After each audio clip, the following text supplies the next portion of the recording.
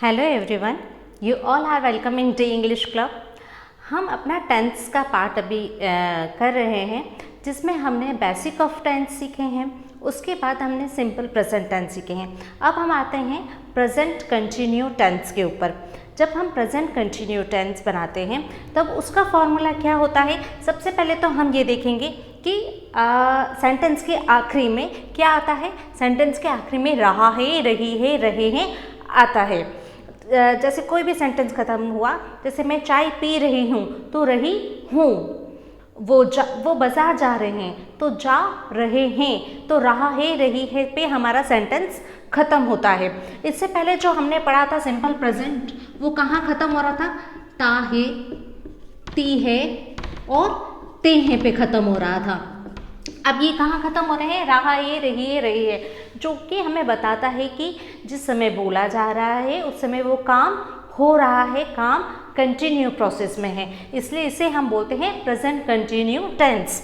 जब हम आते हैं इस पे, इसके फॉर्मेशन पे आते हैं, तो क्या करना है, हमें एक हेल्पिंग वर्ब यूज़ करनी होती है। हेल्पिंग वर्ब में क्या आता है हमारे पास?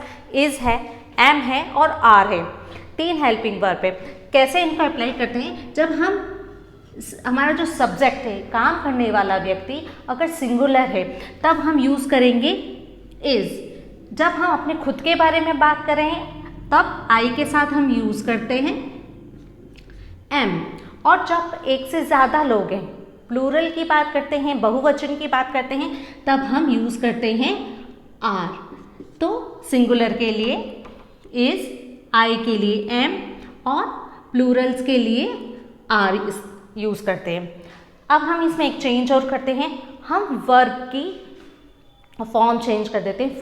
वर्ब की फॉर्म कौन से लगाते हैं हम? यहाँ पर वर्ब की 4th फॉर्म लगाते हैं, जो कि क्या हो जाती है हमारी आईएनजी फॉर्म। जस्ट मान लीजिए कि मैंने गो लिखा है, तो गो में मैं क्या कर दूंगी? आईएनजी प्लस कर दूंगी, तो ये बन गई वर्ब की 4th फॉर्म। ये वर्ब की 1st फॉर्म। किसी भी वर्ब की 1st फॉर्म में जब हम आईएनजी प्लस कर देते हैं तो वो वर्ब की 4th फॉर्म में कन्वर्ट हो जाती है। अब हम इसका फॉर्मूला देखते हैं। फॉर्मूला क्या है? सबसे पहले सब्जेक्ट, जो कि आपने देखा है पहले भी कि सबसे पहले हम किसको लेकर आते हैं? सब्जेक्ट को, यानी कर्ता व्यक्ति को। उसके बाद हम लेते हैं हमारी हेल्पिंग वर्ब। उसके बाद हम क्या अप्लाई करेंगे यहाँ पर? Subject is, am, are. उसके बाद हम अप्लाई करेंगे वर्ब की 4th form, then object, then OW। हमारा फॉर्मूला सेम रहता है। अगर हम इसे सेंटेंस में ट्रांसलेट करके भी देख लेते हैं। जस्ट सपोज कि हमने एक सेंटेंस लिया है, बच्चे खेल रहे हैं, तो यहाँ पर देखिए आप आ रहा है सेंटेंस के आखिर में रहे हैं। दूसरी चीज़ हम क्या नोट करेंगे? किसके बारे में बात करें? सब्जेक्ट क्या है? सब्जेक्ट हमारा है प्लूरल, तो चिल्ड्रन। बच्चों को चिल्ड्रन बोलते हैं, चिल्ड्रंस। अब प्लूरल है तो हम क्या अप्लाई करेंगे? Are. Childrens, children are play, खेलना। उसके साथ हमने क्या जोड़ा? आईएनजी। 4th फॉर्म में अप्लाई करनी है, तो चिल्ड्रन आर प्लेइंग। ये हमारा सेंटेंस कंप्लीट हुआ। अगर यही बात हम किसी एक सिंगल पर्सन के साथ, मैं खेल रही हूँ, आई एम प्लेइंग, इस तरह से ये चेंज हो जाएगा। वह रेडियो सुन रही है, वह सिंगल पर्सन है। रेडियो सुनना ये हमारी वर्ब है, और रहा है, रही है मीन्स से कंटिन्यू टेंस है। She is listening radio. She single person है, उसके साथ हमने इज लगाया। लिसन सुनना, उसके साथ आईएनजी लगा के वर्ब की 4th फॉर्म, और radio, she is listening radio. Now 3rd हमारा एग्जाम्पल है, मैं किताब पढ़ रहा हूँ। I am reading a book. मैं, अब आई के साथ हमें क्या अप्लाई करना है? एम अप्लाई करना है, तो आई एम। रीड हमारा 1st फॉर्म में और रीडिंग हमारा वर्ब की 4th फॉर्म हो गया। I am reading a book. इस तरह से हम बहुत सारे सेंटेंसेस बना सकते हैं। हम अपना कमरा साफ कर रहे हैं, we are doing clean our room. आप क्लीनिंग भी यूज़ कर सकते हैं। हम बाज़ार जा रहे हैं, we are going to market. Now अब हम आते हैं कंटिन्यू टेंस के नेगेटिव पार्ट पे। आपको पता ही है कि किसी भी सेंटेंस के 4 पार्ट होते हैं। एक होता है अपना अफर्मेटिव यानी सकारात्मक वाक्य, दूसरे होते हैं हमारे नेगेटिव्स, तीसरे होते हैं हमारे इंट्रोगेटिव्स जिसमें प्रश्न पूछा जाता है, और फिर हमारे होते हैं इंट्रोगेटिव प्लस नेगेटिव। ये 4 पार्ट्स हमारे किसी भी सेंटेंस के होते हैं। अब हम यहाँ पर इसका ही नेगेटिव पार्ट बना रहे हैं, तो हमारा फॉर्मूला क्या हो जाएगा, सब्जेक्ट देन सब्जेक्ट के अकॉर्डिंग जो भी हमारी हेल्पिंग वर्ब यहाँ अप्लाई होगी। अगर सिंगल पर्सन है इज़, अपने लिए बात की जाए आई, एक से ज़्यादा लोगों के लिए बात की जाए तो आर, फिर उसके साथ हम नॉट प्लस करेंगे। नॉट के बाद वर्ब की फोर्थ फॉर्म ऑब्जेक्ट और ओ डब्ल्यू। फर्स्ट सेंटेंस है हमारा, माँ खाना नहीं पका रही होगी। माँ खाना नहीं पका रही होगी, तो ये नेगेटिव है, रहा है रही है मीन्स कंटिन्यू है, और मदर कौन है, सिंगल पर्सन है। तो हम अब इसको बनाएंगे, मदर सिंगल पर्सन के साथ इज़ लगाते हैं, तो मदर इज़, क्या लगाना है हमको इसके बाद, नॉट अप्लाई करना है, तो ये not, mother is not. Verb की फोर्थ फॉर्म लगानी है, फर्स्ट फॉर्म कुक है, आईएनजी लगा के फोर्थ फॉर्म में इसको कन्वर्ट किया, mother is not cooking food. माँ खाना नहीं पका रही होगी या नहीं बना रही होगी। सेंटेंस अब लेते हैं सेकंड, जिसमें हमारा सब्जेक्ट है मे यानी आई। आई के साथ क्या अप्लाई किया जाता है, एम। मैं आज नहीं आ रहा हूँ। नहीं यानी ये नेगेटिव है, रहा है मीन्स कंटिन्यू है, और मे यानी आई एम, नॉट लगाना है, not, I am not coming, verb की fourth form coming today, I am not coming today. Third हमारा सेंटेंस है, वे मैदान में नहीं खेल रहे हैं। वे यानी प्लूरल, मैदान में नहीं खेल रहे हैं, तो they are not playing in the ground, they are not playing in the ground. अब आप कोई भी सेंटेंस से ले सकते हैं, हम बाज़ार नहीं जा रहे हैं, we are not going to the market. तुम पढ़ाई नहीं कर रहे हो, you are not doing study. Now अब हम आते हैं इंट्रोगेटिव पार्ट पे। इंट्रोगेटिव जब कोई प्रश्न पूछा जाता है तब इसका फॉर्मूला हो जाता है। अब एक बात हमेशा ध्यान रखिएगा, जब भी इंट्रोगेटिव सेंटेंस बनाए जाते हैं या बोले जाते हैं तब आपकी हेल्पिंग वर्ब हमेशा सेंटेंस के स्टार्टिंग में आएगी, चाहे वो किसी भी टेंस का सेंटेंस हो, हमेशा हेल्पिंग वर्ब बाहर रहेगी। अब हमारे पास यहाँ पर हेल्पिंग वर्ब है इज़, एम और आर। अकॉर्डिंग टू सब्जेक्ट हम चूज़ करके यहाँ पर हेल्पिंग वर्ब को बाहर लेकर आ जाएंगे। फिर हमारा सब्जेक्ट रहेगा, देन वर्ब की फोर्थ फॉर्म। ये भी फिक्स है कि कंटिन्यू टेंस में फोर्थ फॉर्म ही लगती है, चाहे वो किसी भी टेंस का सेंटेंस हो। फिर ऑब्जेक्ट, ओ डब्ल्यू और एक क्वेश्चन मार्क।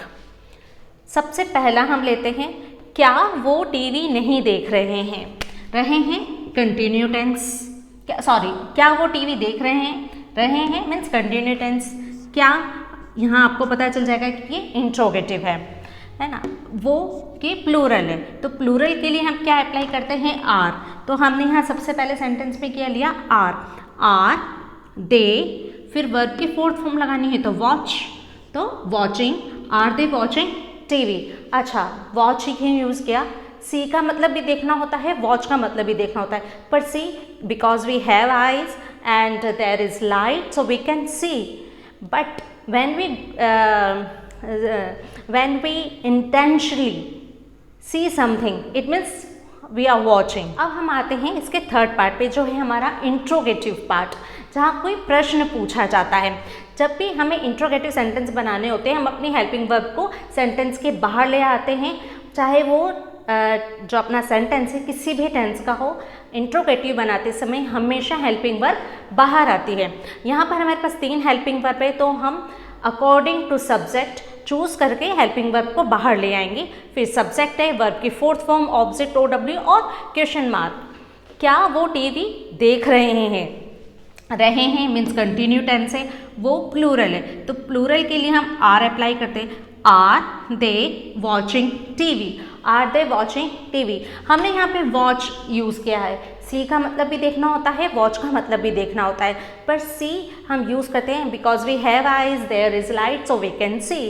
तो जब हम नॉर्मली देख पाते हैं, देख सकते हैं तो वो सी होता है, लेकिन जब हम इंटेंशनली कोई चीज़ देखते हैं तब हम वॉच का यूज़ करते हैं। अब चूँकि मैं टीवी देख रही हूँ तो मैंने इंटेंशनली मैं गई होंगी, मैंने स्विच ऑन किया होगा और मैंने पर्टिकुलर कोई सीरियल चूज़ किया होगा और फिर हम देखने बैठते हैं। तो वॉच जब लगाते हैं जब हम इंटेंशनली कुछ देख रहे होते हैं, सी का यूज़ तब करते हैं जब हम नॉर्मली चीज़ों को देख रहे होते हैं।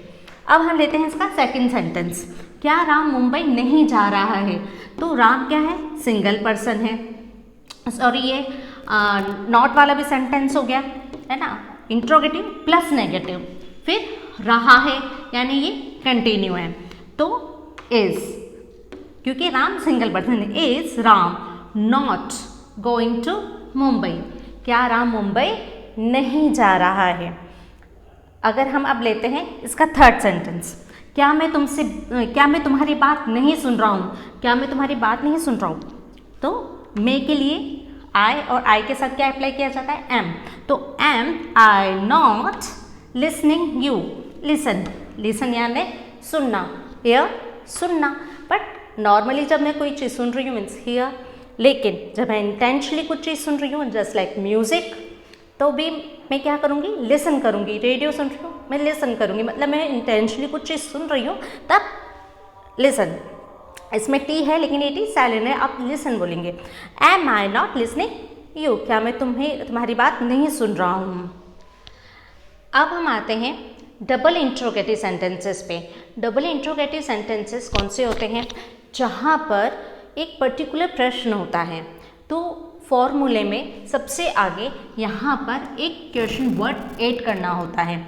जो भी हमारा प्रश्न सेंटेंस में उसे अप्लाई करना होता है। हमारा फर्स्ट सेंटेंस है हम कहाँ जा रहे हैं। अब इसमें क्या प्रश्न है हमारा? कहाँ, तो इसे हमें बाहर लेकर आना है सबसे पहले। Where are we going? हम कहाँ जा रहे हैं। ये डबल इंट्रोगेटिव सेंटेंस है, इसमें क्वेश्चन वर्ड पहले आया है। इसका मतलब ये नहीं है कि ये जो हमारा हेल्पिंग वर्ब है वो अंदर चला जाएगा, नहीं, हेल्पिंग वर्ब बाहर ही रहेगा। Where are we going? हम कहाँ जा रहे हैं।